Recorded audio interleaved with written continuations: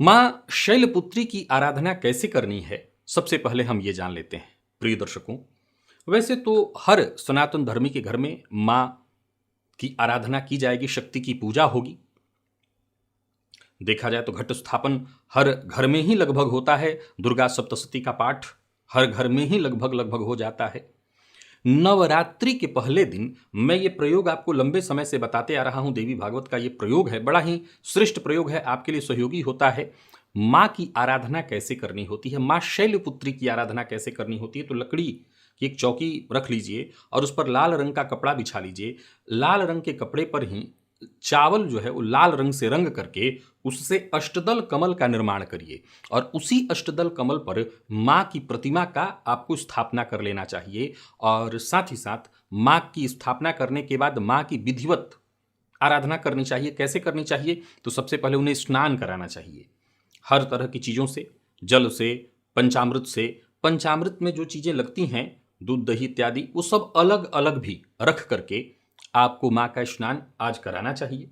और इसके पश्चात माँ का पूजन करिए, विधिवत पंचोपचार करिए, षोडशोपचार करिए, जो जो भी आपके पास सामग्री हो, जैसी व्यवस्था हो उसके अनुसार। माँ शैलपुत्री की आराधना आज विशेष रूप से घृत स्नान से होना चाहिए। माँ को घी अर्पित करना चाहिए, घी से आपको माँ की जो प्रतिमा है उसका स्नान कराना चाहिए। तो जो लोग ये घर में कर सकते हैं वो घर में कर लें, या अगर आप मंदिर में ये करना चाहते हैं तो वहाँ भी एक सामने पात्र रख करके माँ का ध्यान करके कि माँ को मैं घृत से स्नान करा रहा हूँ, सामने एक पात्र में घी अर्पित कर दीजिए और फिर वो मंदिर में ही वहीं छोड़ आइए। तो ये जरूर करिए। एक और बात,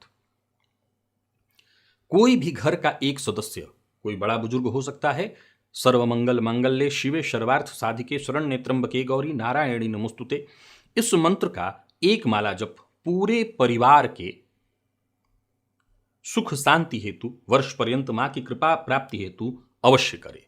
तो ये प्रयोग माँ शैलपुत्री की आराधना आज इस विधि से करनी चाहिए आपको। प्रिय दर्शकों, आज दीपावली से संबंधित एक जानकारी आपको देता हूं। एक प्रसिद्ध कहावत है, रवि मंगल जो होए दिवाली, हंसे किसान रोए व्यापारी। प्रिय दर्शकों, इस बार की जो दीपावली है वो रविवार के ही दिन है। फलतः ये व्यापारी वर्ग के लिए बहुत शुभ सूचना नहीं है। व्यापारियों के लिए कहीं ना कहीं ये परेशानी की सूचना लेकर के, इस कहावत के अगर आधार पर देखें तो ये परेशानी की सूचना आपके लिए हो रही है। तो जरा सावधान रहिए। और एक और जानकारी आपको यही दे देता हूं, आप लोगों के सहयोग से जैसे हमने पितरों की आराधना की, त्रिपिंडी श्राद्ध का आयोजन किया, अब आप जानते हैं कि मैं पिछले 3 साल से 3 या 4 साल हो गया आपके लिए मां लक्ष्मी की कृपा हेतु त्रिदिवसीय होमात्मक लक्ष्मी कृपा प्राप्ति यज्ञ का आयोजन करता रहा हूं। इस वर्ष भी ये आयोजन होगा। पिछले वर्ष विशेष रूप से गन्ने के रस से, मां लक्ष्मी की कृपा हेतु गन्ने के रस से मैंने हवन की व्यवस्था कराई थी।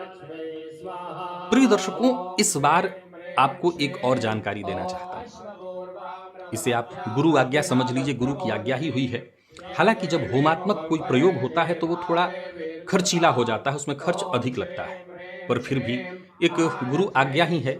ये जो जानकारी आपको दे रहा हूं, अगर गुरु आज्ञा से दे रहा हूं तो ये जानकारी भी कि अगर लक्ष्मी जी की पूजा करनी है, लक्ष्मी प्राप्ति हेतु,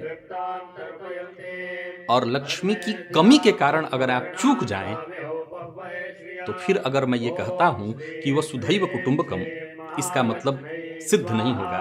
तो ये है गुरु आज्ञा कि फिर कैसा यज्ञ कि अगर वसुधैव कुटुंबकम तुम भी कहते हो एक तरफ, और एक तरफ धन की कमी के कारण कोई लक्ष्मी की ही आराधना न कर सके। जबकि मैंने अभी भी कहा कि व्यापारियों के लिए आने वाला वर्ष ठीक नहीं दिखाई पड़ रहा, रविवार की दीपावली के कारण उतार चढ़ाव बना रहेगा।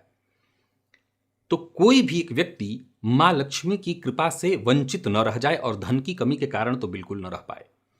मैं एक ही काम कर सकता हूं कि जो मेरे बाकी के और लोग हैं जो हर वर्ष जुड़ते ही जुड़ते हैं, उनसे मैं प्रार्थना करूंगा कि आप कुछ अधिक मात्रा में मेरा सहयोग कर दें, ताकि जिनके पास नहीं है धन की कमी है वो इस यज्ञ से वंचित न रह पाए। तो ये जो गुरु आज्ञा हुई है ये मैं आप तक पहुंचाना चाहता था। आप तैयारी करिए। अगर धन की कमी है तो उसके चलते आपका ये पूजन नहीं रुकेगा, आप भी इस पूजन में सम्मिलित होइए, चाहे आकर या चाहे ऑनलाइन आपके नाम से संकल्प करा करके। पर मां लक्ष्मी की कृपा हर किसी को मिलनी चाहिए। गन्ने के रस से हवन जो पिछले वर्ष मैंने कराया था, इस वर्ष भी मैं अवश्य करवाऊंगा। चलिए चलते हैं भुवन भास्कर की आराधना की ओर।